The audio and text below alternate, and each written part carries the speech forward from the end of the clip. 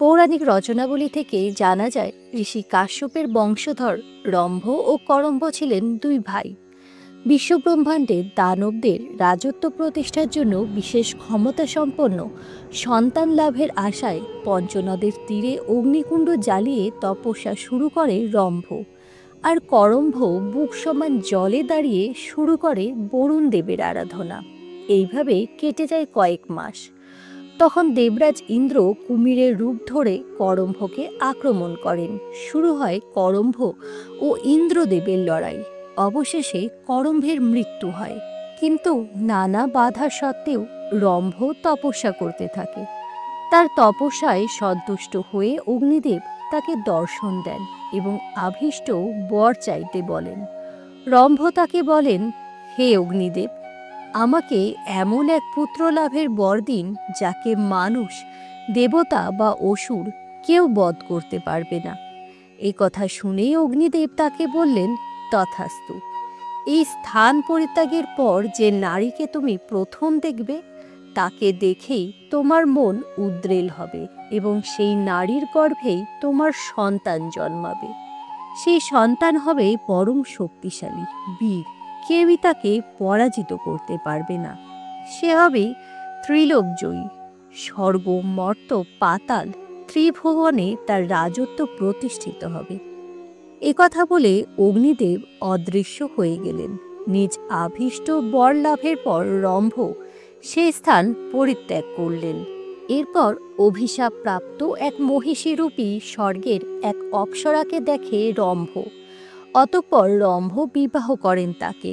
বিবাহের পর সেই মহিষী রম্ভের সন্তানকে নিজ গর্ভে ধারণ করে, কিন্তু সেই সময় রম্ভের অন্তঃসত্ত্বা মহিষী রানীর প্রতি আকৃষ্ট হয়ে এক মায়াবী মোষ তাকে অপহরণের চেষ্টা করে। ফলে রাজা রম্ভের সঙ্গে তার যুদ্ধ শুরু হয় এবং প্রাণ হারায় রম্ভ।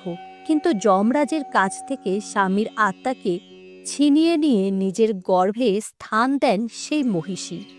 নিজের গর্ভস্থ সন্তান ছাড়াও তার গর্ভে লালিত হতে থাকে তার স্বামীর আত্মা। রম্ভের পুনর্জন্ম হয় অসুর রক্ত বীজ রূপে এবং তার গর্ভস্থ সন্তানের জন্ম হয় মহিষাসুর রূপে। মাতা একজন মহিষ ছিলেন বলে মহিষাসুরও মহিষের রূপ ধারণ করতে পারতেন। এছাড়াও তিনি অন্যান্য পশুর রূপ ধারণ করতে পারতেন। তবে পুত্রের জন্মের কিছুদিন পরেই তার মাতার মৃত্যু ঘটে। মহিষীর মৃত্যুর পর অসুররাজ রম্ভাসুরের আত্মীয়রা রাজপুত্র মহিষাসুরকে বড় করতে লাগলেন। পিতৃমাতৃহীন হওয়ায় মহিষাসুর হয়ে ওঠেন খুবই দুষ্ট প্রকৃতির। একদিন রম্ভাসুরের আত্মীয়রা মহিষাসুরকে তার জন্মের কাহিনী উল্লেখ করে জানায় তার মধ্যে ত্রিলোকজয়ী ক্ষমতা লুকিয়ে আছে, সে অপরাজেয়। একথা জানার পর ধীরে ধীরে সে আরও অত্যাচারী হয়ে ওঠে। যুবক হওয়ার পর মহিষাসুর তার এক বয়স্ক আত্মীয়কে জিজ্ঞাসা করলেন, আপনারা আমাকে জানিয়েছেন আমার মধ্যে ত্রিলোক বিজয়ী হওয়ার ক্ষমতা লুকিয়ে আছে। এখন সেই ক্ষমতা কিভাবে লাভ করব তার উপায় সম্পর্কে আমাকে অবগত করুন। সেই বয়স্ক আত্মীয় মহিষাসুরকে তার পিতা অসুররাজ রম্ভাসুরের তপস্যার কথা সবিস্তার বর্ণনা করে বললেন, ত্রিলোক জয় করতে গেলে অমরত্ব লাভ করতে হবে। এর জন্য কঠোর তপস্যা দ্বারা প্রজাপতি ব্রহ্মাকে তুষ্ট করতে হবে। একথা শুনে মহিষাসুর গভীর অরণ্যে প্রবেশ করে একটি গাছের তলায় এক পায়ে দাঁড়িয়ে কঠোর তপস্যা শুরু করলেন। এইভাবে বহু শতাব্দী কেটে গেল। তার শরীর থেকে এক অদ্ভুত তেজ নির্গত হতে লাগলো। সেই তেজ বিশ্বব্রহ্মাণ্ডেও ছড়িয়ে পড়ল। সেই তেজ অনুভব করলেন প্রজাপতি ব্রহ্মা। তার তপস্যায় তুষ্ট হয়ে ব্রহ্মা মহিষাসুরকে দর্শন দিয়ে বললেন, আমি তোমার তপস্যায় তুষ্ট। আমার কাছে তোমার আভীষ্ট বর প্রার্থনা করো।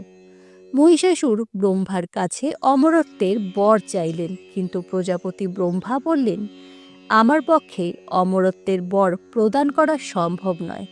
তবে আমি বর দিলাম, কোনো দেবতা, মানুষ, পশু, অসুর তোমার হত্যা করতে পারবে না। তবে ব্রহ্মা কোনো নারীর কথা উল্লেখ করেননি। অর্থাৎ মহিষাসুরের বধ একমাত্র নারীর হাতেই সম্ভব। ব্রহ্মার কথা শুনে মহিষাসুর মনে মনে হাসলেন আর ভাবলেন, কোনো নারীর পক্ষে তার মতো শক্তিশালী অসুরকে বধ করা সম্ভব নয়। তাই এই বর পাওয়ার অর্থ হল অমরত্ব লাভ করা।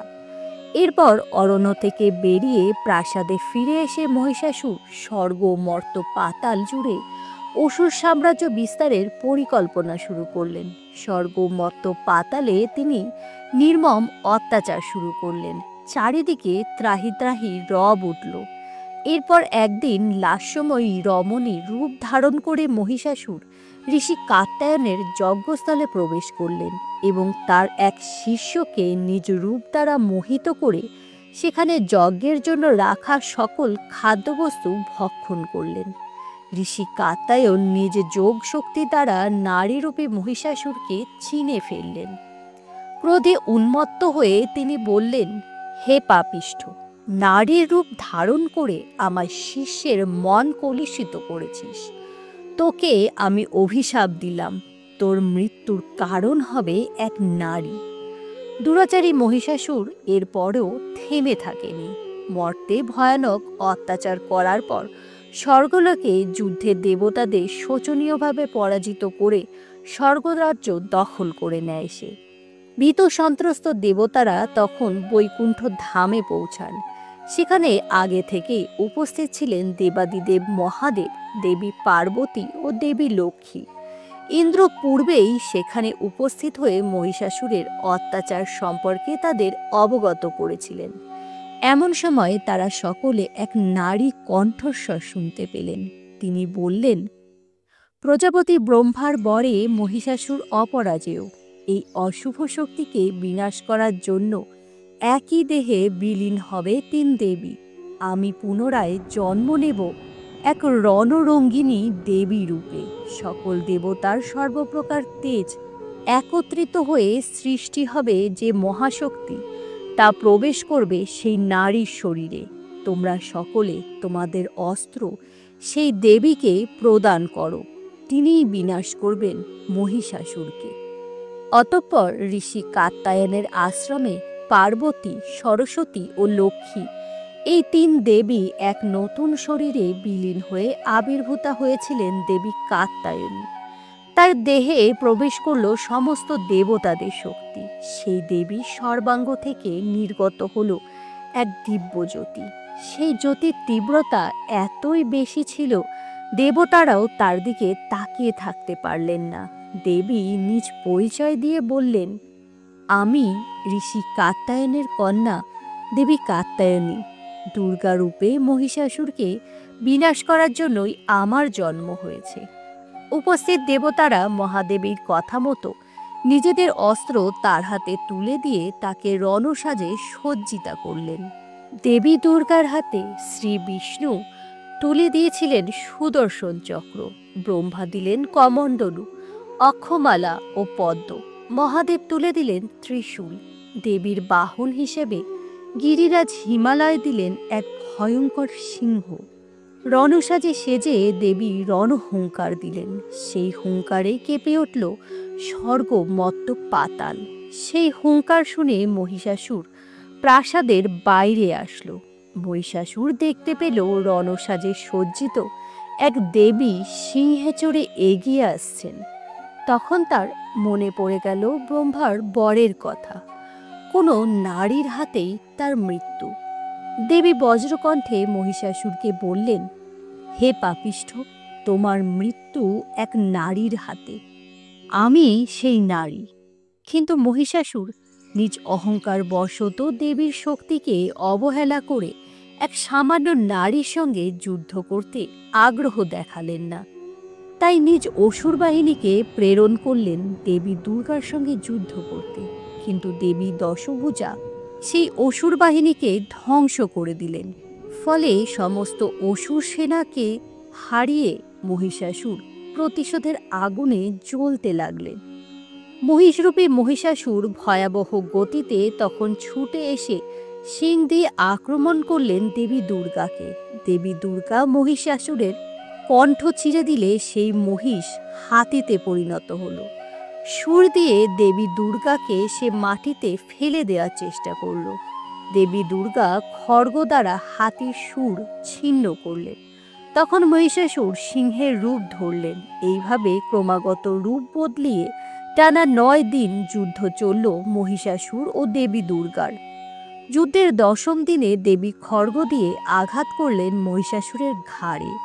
শরীর থেকে বিচ্ছিন্ন হলো তার মাথা। এরপর অসুর রূপ ধারণ করে মহিষের গলা দিয়ে বেরিয়ে আসার চেষ্টা করল মহিষাসুর। কিন্তু মহিষের গলা থেকে মহিষাসুরের পুরো শরীর বের হবার আগেই দেবী দুর্গা ত্রিশূল দ্বারা বধ করলেন অশুভ শক্তির প্রতীক মহিষাসুরকে। মৃত্যুকালে মহিষাসুর দেবীকে বললেন, আপনার হাতে মৃত্যুবরণে আমার কোনো ক্লেশ নাই, কিন্তু আমার অন্তিম ইচ্ছা আপনার পূজার সময় আমি যেন আপনার এই পদতলে ঠাঁই পাই। মহিষাসুরের অন্তিম ইচ্ছা পূরণ করে দেবী মহিষাসুরকে বললেন, আমার উগ্রচণ্ডা ভদ্রাকালী ও দুর্গার রূপের পূজা করার সময় আপনিও দেবতা, মানুষ ও অসুরদের পূজা পাবেন। এই কথা শুনে পরম শান্তিতে মহিষাসুর তার দেহ ছাড়লেন। এরপর দেবী দুর্গাও বিলীন হয়ে গেলেন। সেই থেকেই দেবীর পদতলে মহিষাসুর দেবীর সাথে পূজা পেয়ে আসছেন। আজকের কাহিনী এই পর্যন্ত। ভিডিওটি কেমন লাগলো তা অবশ্যই জানাবেন।